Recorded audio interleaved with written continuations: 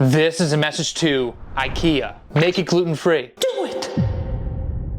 But until then, I'm gonna make it gluten-free along with my beautiful fiance. Give her a round of applause, Serena!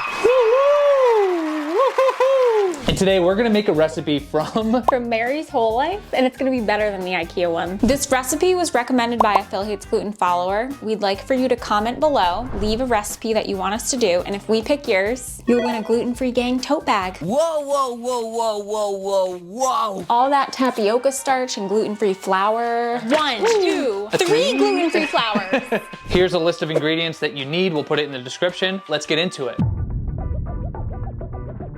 Step 1, you're gonna wanna preheat your oven to, you wanna preheat your oven to 400. You can also cook these in an air fryer, but we're going old school today, baby. You're gonna wanna line a rimmed baking sheet with parchment paper.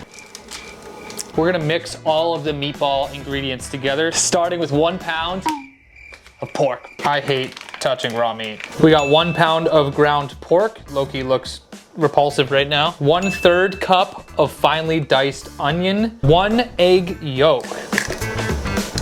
What are you doing? That's the whole egg. Oh no, I need to 1/4 cup of almond flour.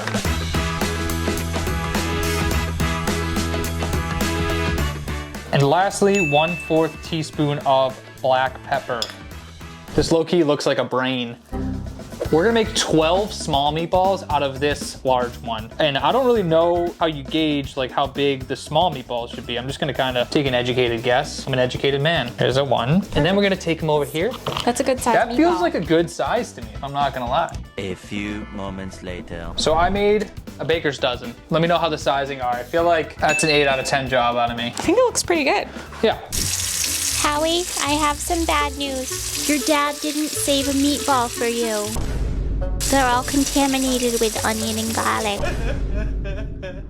Step 2. You're gonna need a big skillet. I'm gonna use this. We have to melt the vegan butter in the skillet over medium heat. Today we're using Earth Balance. That's pretty cool. I've never seen vegan butter like that. It says great for baking. That's why I bought it. Here's the 2 tablespoons of vegan butter. Whee! 2 tablespoons of tapioca flour. 1, 2.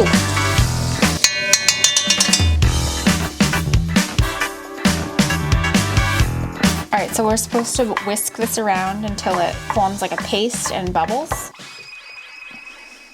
Now we have to mix in our chicken broth and our coconut aminos and let it simmer. All right, so 2 cups of chicken broth.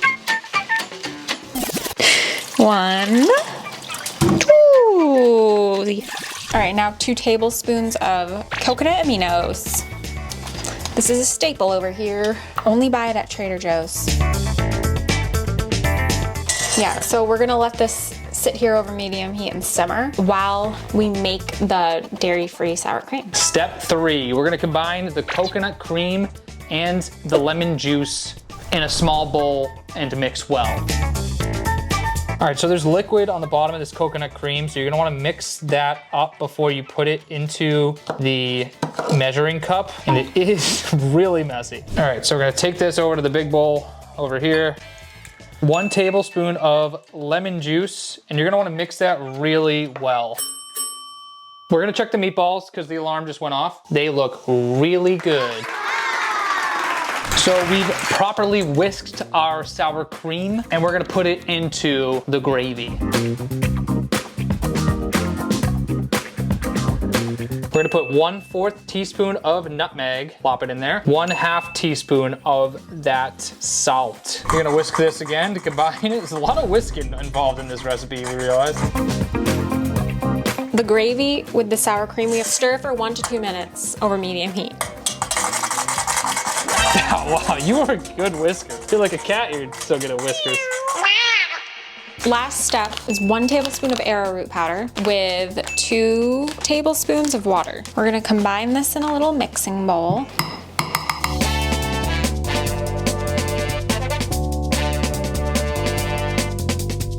Now we have to put the slurry into the pan with the gravy. And now when the meatballs are done, you're gonna take them and put them in your gravy and let them simmer in there to marinate a little bit. Step 4. While those meatballs are simmering to your liking, you're gonna wanna serve them with mashed potatoes, pasta, or for us, we're gonna do white rice. And you know, we've done a lot of cooking so far today, so we're gonna take a little bit of a breather and just stick this in the microwave. We're just gonna heat that up for 3 minutes. And while that rice is steaming, I unfortunately want to let you know that we forgot to get the lingonberry jam, so it won't be an authentic Swedish meatball experience, but hopefully after the taste test, we'll like it so much, we'll want to make it again with the jam. But you're gonna have to stay tuned for that.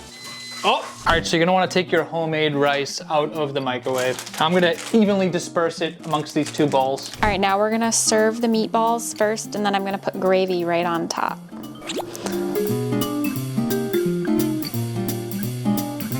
Okay, and then we're gonna finish it off with some parsley.